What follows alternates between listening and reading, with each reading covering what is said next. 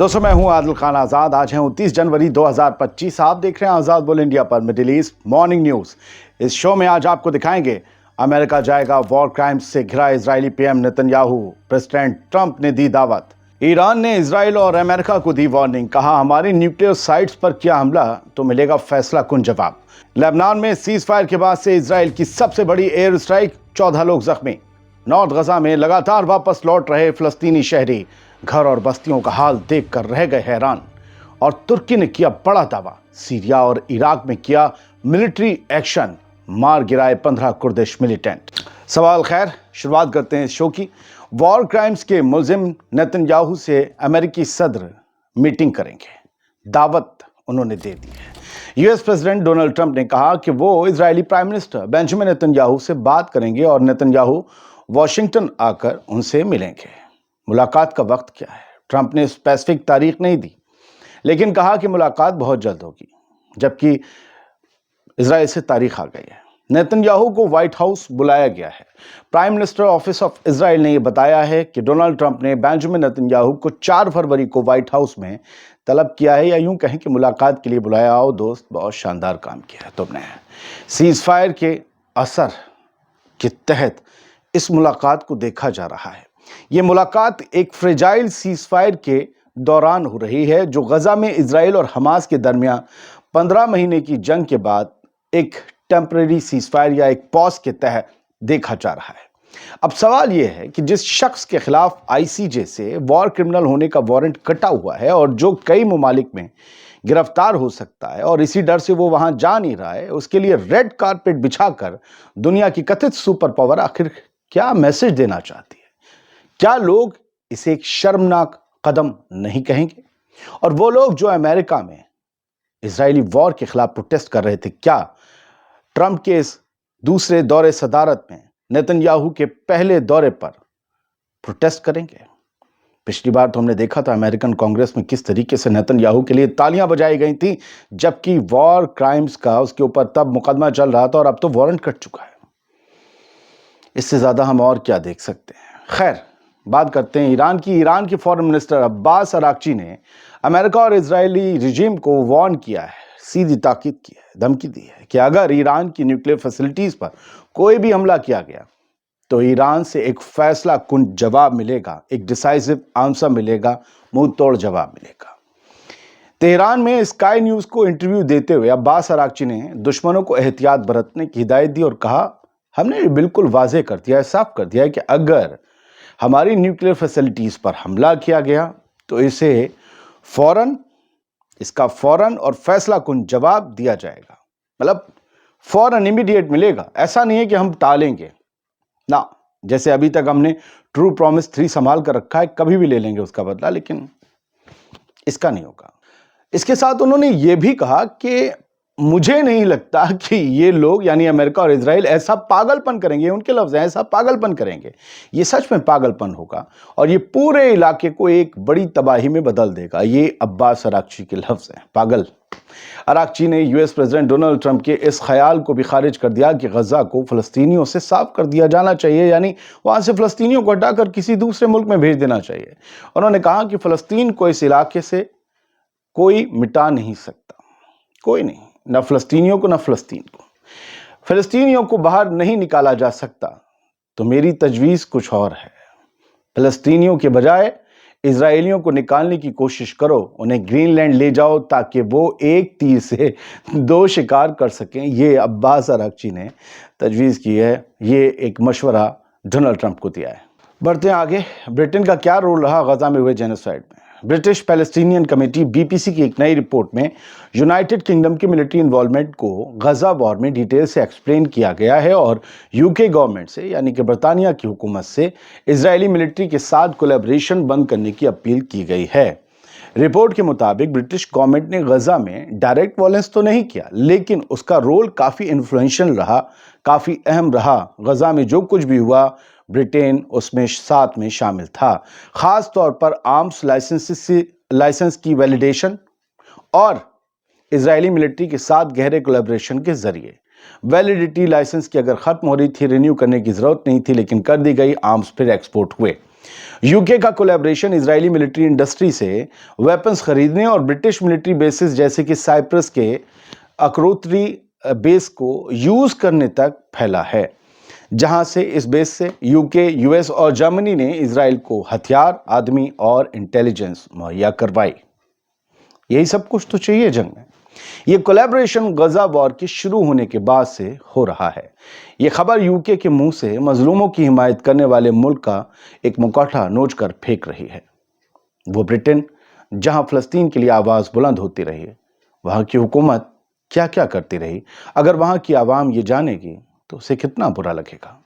अब बात ईरान की दोबारा फिर से, लेकिन ये खबर यूएन जनरल असेंबली से जुड़ी हुई है, जहां पर ईरान ने इजराइल को धो डाला है।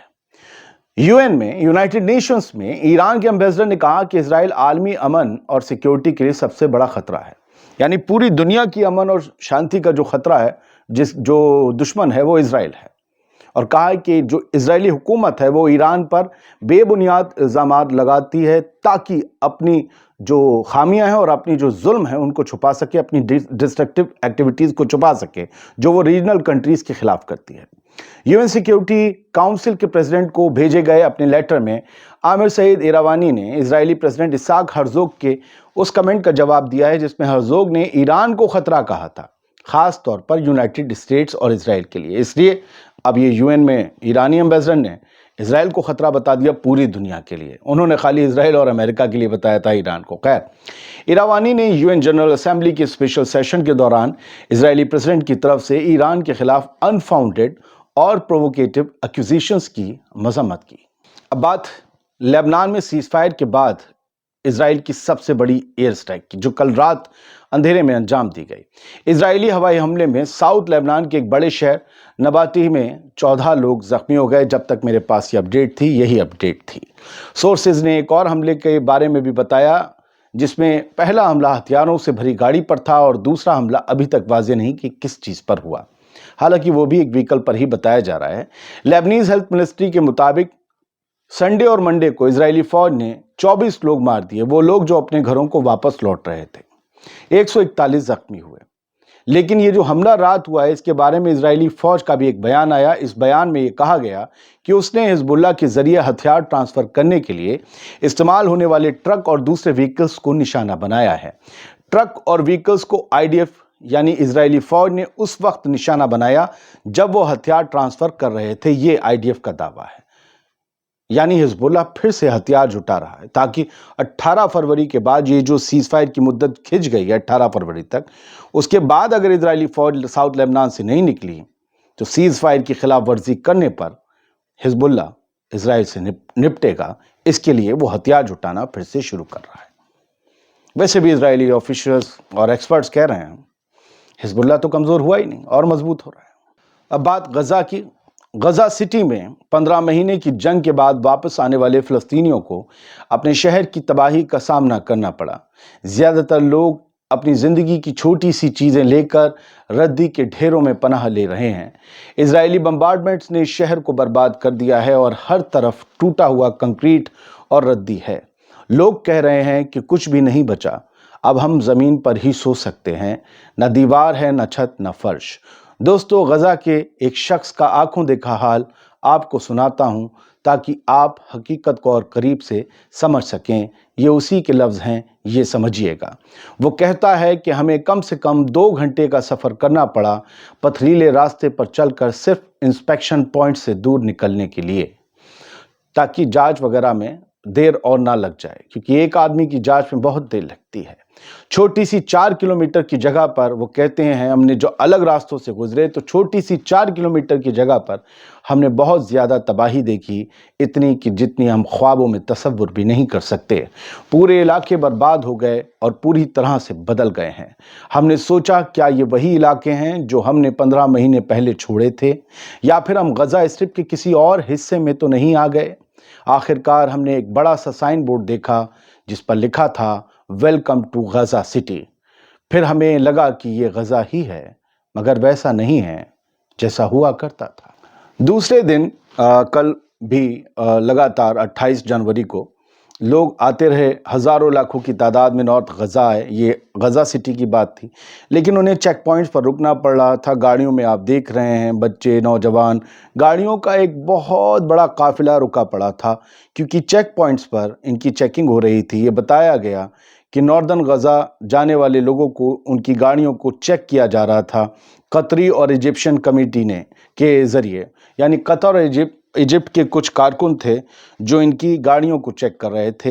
ये लोग यहाँ पर सीज़ फायर की जो डील हुई है उसके तहत अपॉइंट किए गए हैं, ताकि क्या ना हो सके। वो टाइम्स ऑफ इजराइल की खबर बताती है, हेडलाइन, यूएस और इजिप्शियन सिक्योरिटी कॉन्ट्रैक्टर्स वेपन तलाश रहे हैं गाड़ियों में। गज़ा के लोग जो साउथ सेंट्रल गज़ा से नॉर्थ की तरफ जा रहे हैं, कहीं उनके पास हथियार तो नहीं है, कहीं वो हमास के हथियार तो ट्रांसफ़र नहीं कर रहे हैं, कहीं वो जाकर फिर से एक बड़ा गढ़ तो नहीं बना लेंगे रॉकेट्स वगैरह ले जाकर। इसलिए उनकी गाड़ियों को चेक किया जा रहा है। इसमें घंटों घंटों लग रहे हैं। जो लोग नॉर्थ गज़ा जा रहे हैं वो काफ़ी देर रुक कर जा पा रहे हैं। परेशानियों का सबब ये चेक पॉइंट बन गए हैं, जहां पर कतर और इजिप्ट के ऑफिशियल्स उनकी चेकिंग कर रहे हैं। और ये तस्वीर आईडीएफ की है, क्रेडिट तो देना पड़ेगा, उनका वीडियो है, लेकिन ये है कहाँ की, ये कौन सी पोस्ट बनाई जा रही है?